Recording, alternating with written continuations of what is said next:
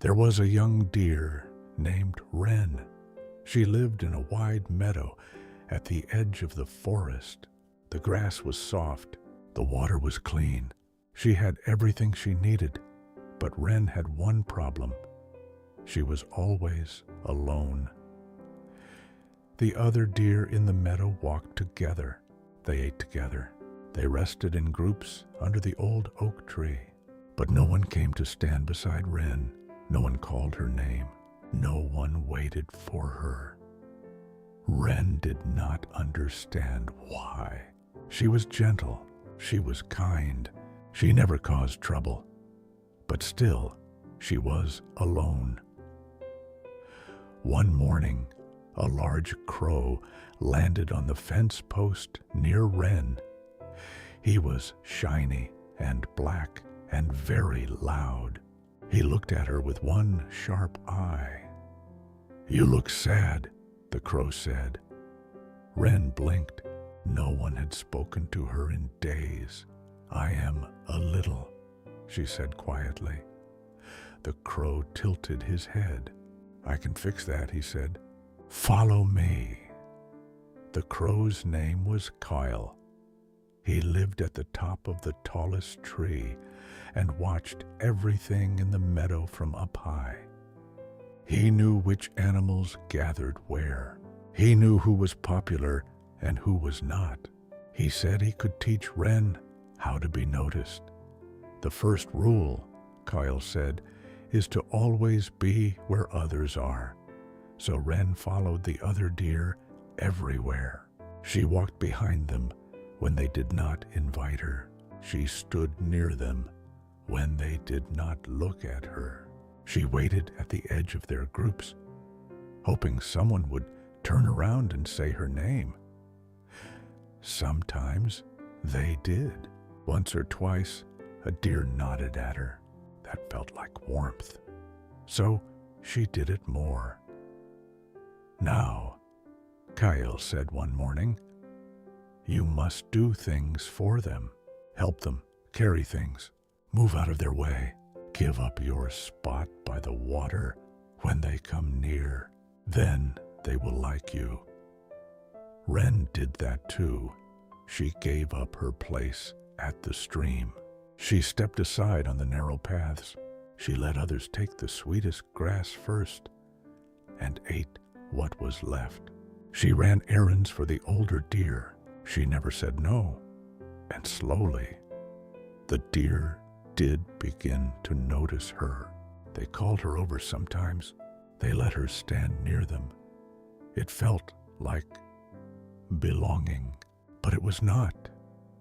Wren started to feel tired. She was always watching the others. She was always thinking, "Am I too close? Too far? Are they happy with me? Do they still like me?"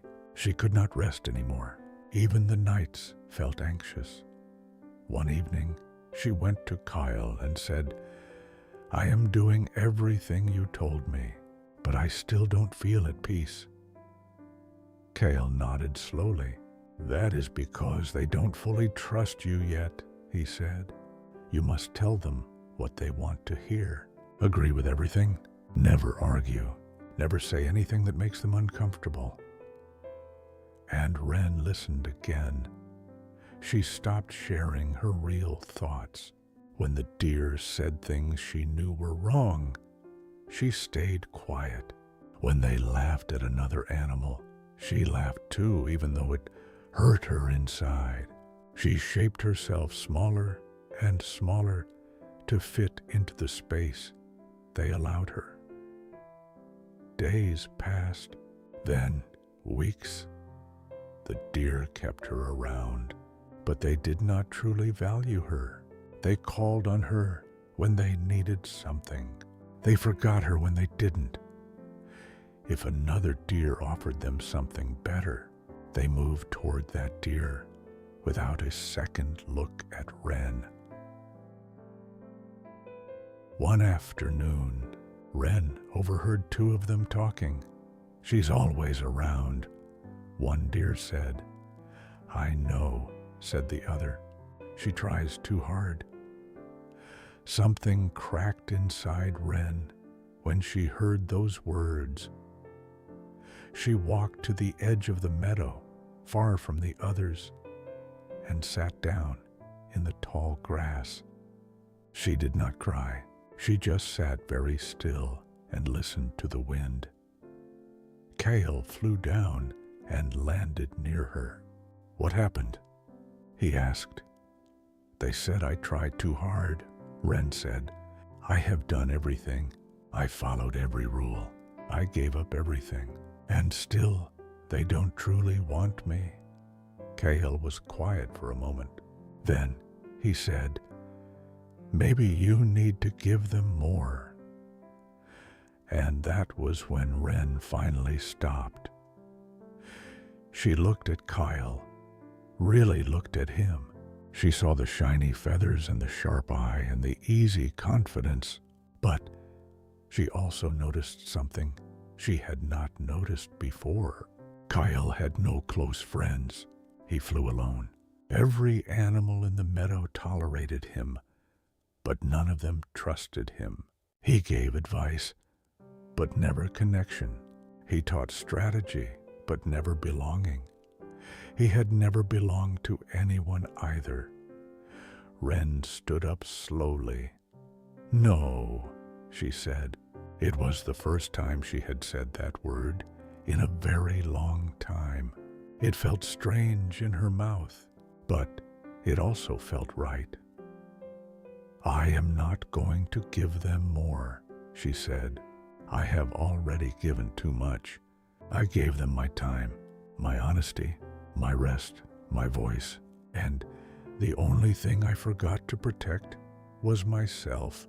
Kyle tilted his head, but he had nothing to say to that. Wren walked back into the meadow, but she did not follow the group anymore. She ate where she wanted to eat.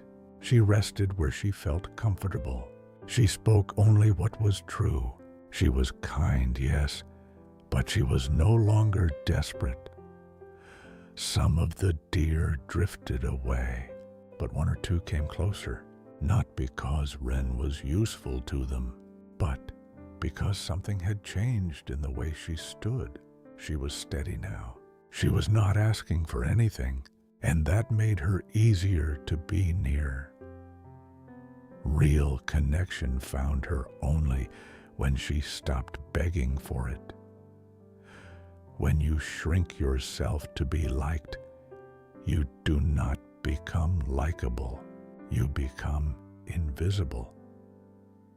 People do not treasure what begs to be accepted. They treasure what stands on its own. Your worth is not a question you ask others to answer. It is a truth you must decide for yourself first. Stop begging for a seat at a table that was never built for you. Build your own, and let the right ones come find you.